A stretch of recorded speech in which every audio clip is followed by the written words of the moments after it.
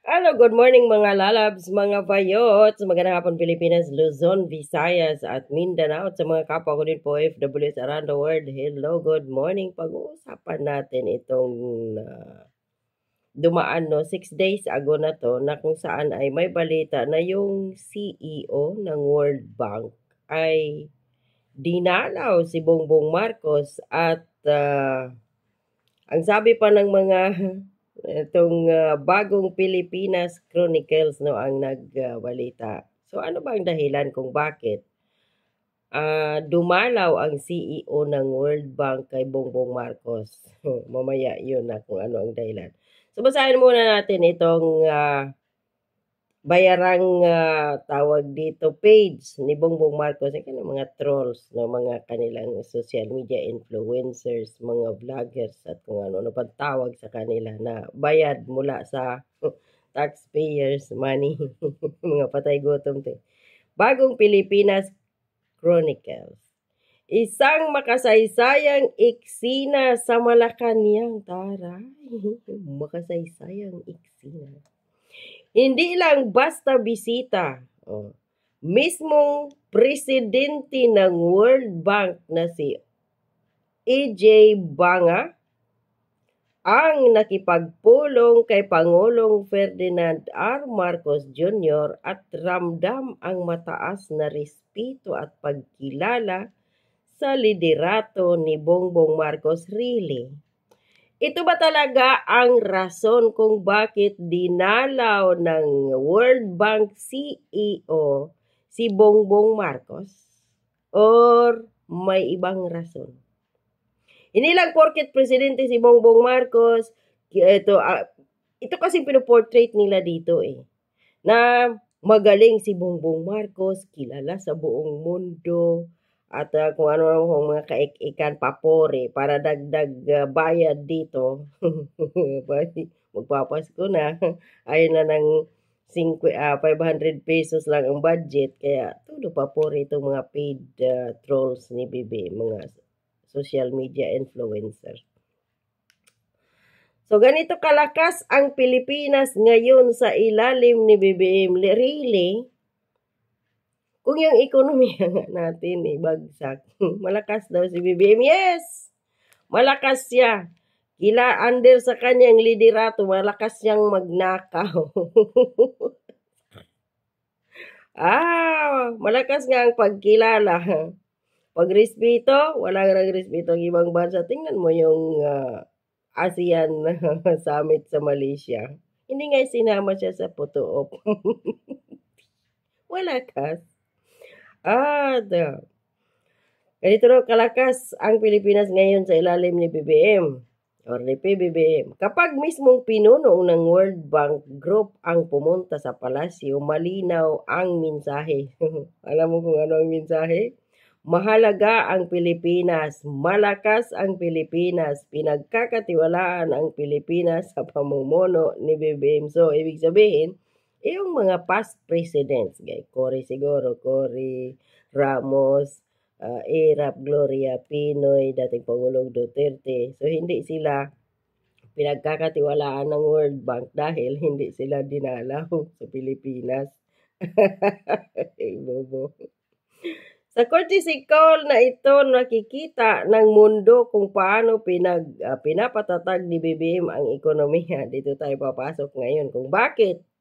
Anong rason napunta sa Pilipinas ang CEO ng World Bank?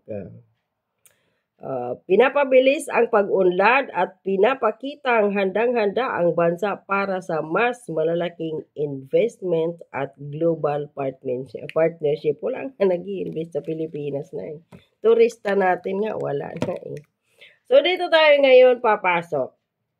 Kung ano ang rason, kung bakit ay wala.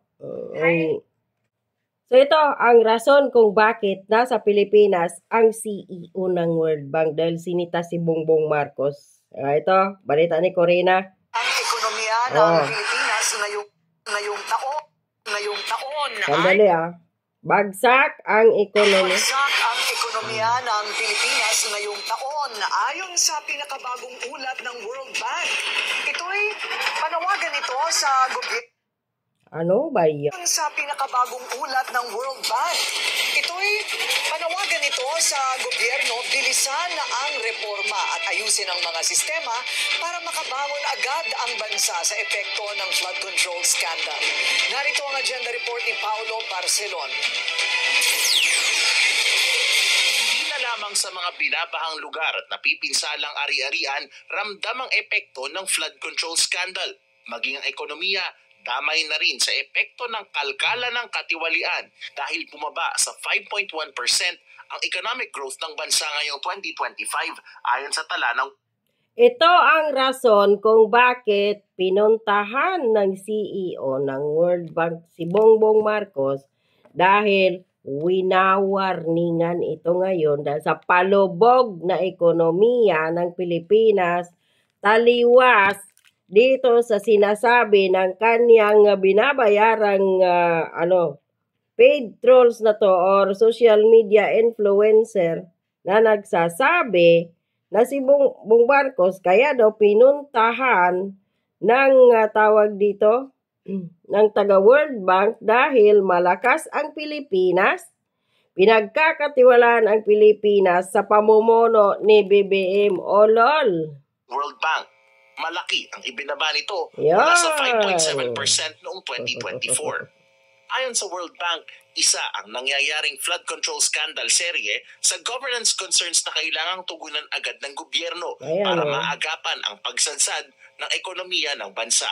It really is critical that the Philippines doubles down on reforms. Critical. Tapos sabihin ng ng mga bayarang trolls ni Bongbong Marcos, pinapakita daw. Or sabi dito, kaya daw pumunta ang CEO ng World Bank dahil kay BBM at pinapabilis ang pag-unlad ng ekonomiya. Putang ina niyo. And in particular, we highlight three aspects Ano yun? the first two parts of the report. The need to accelerate governance and institutional reforms to restore confidence.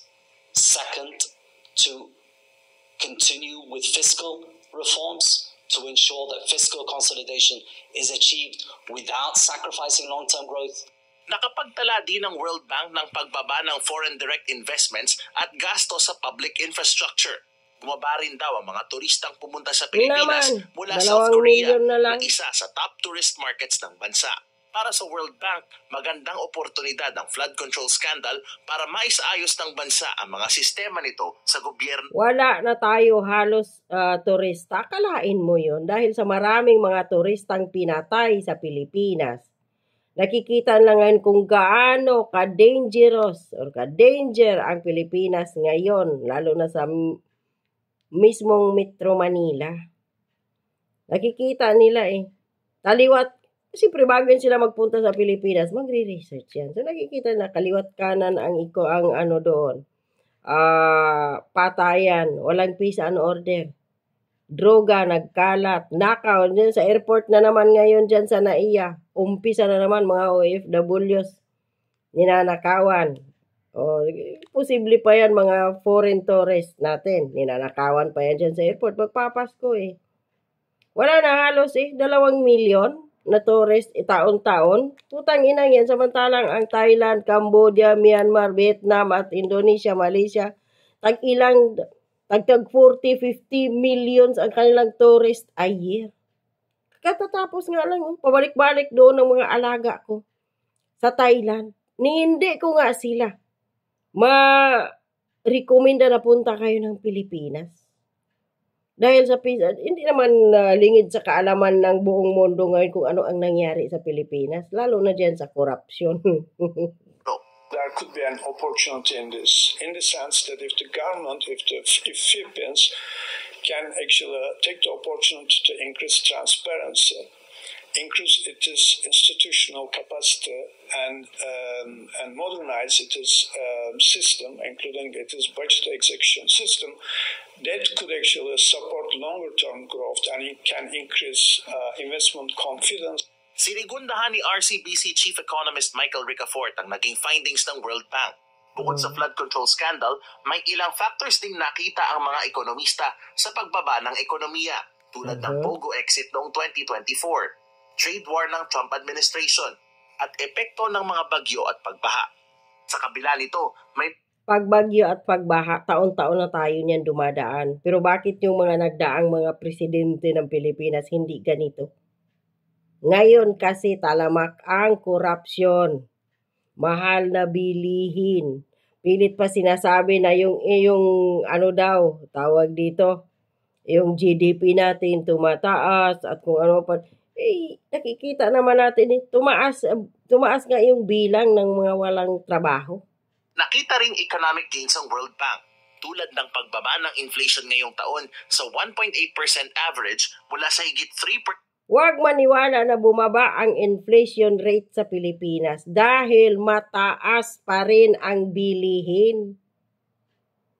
Kasi kung bumaba ang inflation, bumaba din ang presyo ng bilihin, pero mataas mga lalabs, mga bayots.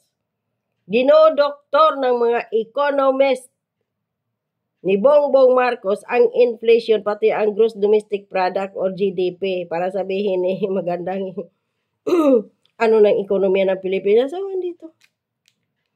World Bank na mismo ang nagpatunay. At ang sinasabi ng World Bank, kailangan daw bilisan ng gobyerno ni Bongbong Marcos ayusin ang mga infrastructure projects na. Wala nga siyang blueprint, sabi ni Aimee, for 6 years para sa mga major infrastructure. So, ano gagawin ni Bongbong Marcos doon? Ang kanyang major infrastructure na nakasulat sa kanyang sariling blueprint magnakaw ng trillions of pesos sa kaban ng bayan. Noong 2024 at ang patuloy na paglakas ng job market ng bansa. Ayon kay PCCI Vice President for Trade Brian Ang, panahon na para ituon ang lakas ng bansa sa paggastos sa mga makabuluhang infrastructure project. Wala nga gagastusin. Ayaw ni Bongbong Marcos, 3 years na lang siya. 2 years mahigit. Wala na yan. Hindi na makakabangon pa si Bongbong Marcos. Sa totoo lang. Bagsak ekonomiya. Pinagyabang ng mga Marcos supporters. Saan ba ito? Taga World Bank bumalaw dahil believe kay Bongbong Marcos yung pala winner na yung bagsak ekonomiya ng iyong bansa. Ibig sabihin, in hotel si BBM.